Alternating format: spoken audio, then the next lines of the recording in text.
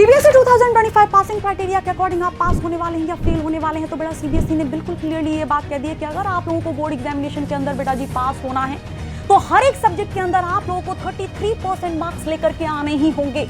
यानी कि अगर किसी बच्चे के 33% मार्क्स से कम है किसी भी सब्जेक्ट में, तो वो बच्चा उस सब्जेक्ट में फेल कंसीडर किया जाएगा पूरे तरीके से। जैसे इसको हम समझने की कोशिश करते हैं, मान लो क्लास 10 की बात करते हैं, क्लास 10 का साइंस का सब्जेक्ट लेते हैं, तो बड़ा आप सारे बच्चों को पता है थ्योरी का पेपर 80 नंबर का होता है, प्रैक्टिकल जो है 20 नंबर का होता है। तो किसी भी बच्चे को किसी भी सब्जेक्ट में पास होने के लिए थ्योरी प्लस प्रैक्टिकल को कंबाइन करने के बाद, इन दोनों के नंबर को जोड़ने के बाद स्कोर 33% बैठना ही बैठना चाहिए।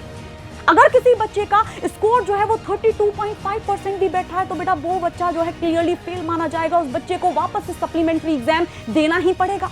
बहुत सारे बच्चों के दिमाग में ये कंफ्यूजन चल रहा है कि मैम मैथ्स का जो सेट 3 था मैंने पूरे साल मेहनत की लेकिन फिर भी सेट बिगड़ गया, सेट डिफिकल्ट था, मेरा पेपर बिगड़ गया।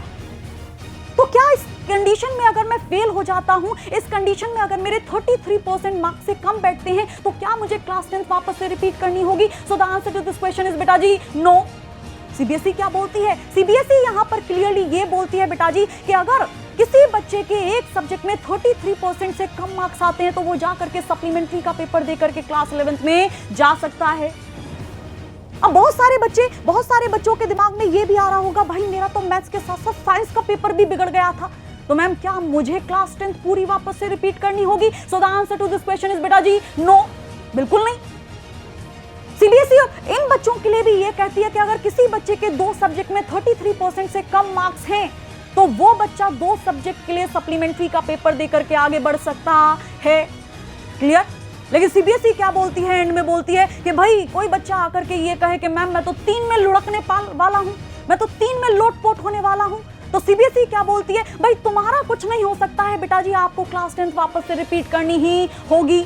तो यहां पर आप लोगों को क्लियरली एक बात समझ में आ गई होगी कि मान लो अगर कोई बच्चा एक सब्जेक्ट में फेल हो जाता है तो वो सप्लीमेंट्री का पेपर दे सकता है। अगर कोई बच्चा 2 सब्जेक्ट में फेल हो जाता है तो वो भी सप्लीमेंट्री का पेपर दे करके पास हो सकता है। लेकिन अगर कोई बच्चा 3 सब्जेक्ट में फेल हो जाता है तो बेटा जी उसको पूरी की पूरी क्लास 10 वापस से रिपीट करनी ही होगी, उसमें कोई भी दो राय नहीं है।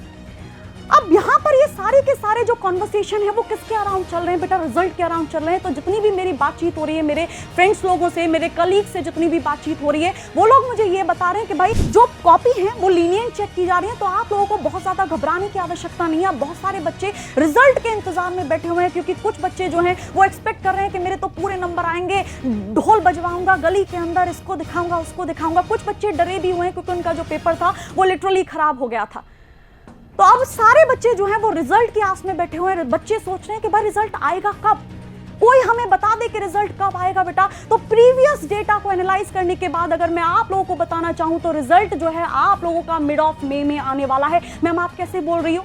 तो बेटा अगर हम 2024 के डेटा को एनालाइज करके देखें तो आप लोगों का जो रिजल्ट था वो 13 मई को आया था। सीबीएसई का दोनों का, क्लास 10 और क्लास 12 दोनों का रिजल्ट जो है वो एक ही दिन आता है। अगर हम 2023 की बात करते हैं बेटा जी तो 12 मई को आप लोगों का रिजल्ट आया था। तो आप लोग ये कंसिडर करके चलो कि आप लोगों का जो रिजल्ट है वो मिड ऑफ मई में आकर के ही रहेगा। लेकिन तब तक आप लोगों को टाइम को बर्बाद नहीं करना है, क्योंकि अगर आप लोग टाइम को बर्बाद करोगे तो एक दिन बर्बाद ही हो जाओगे।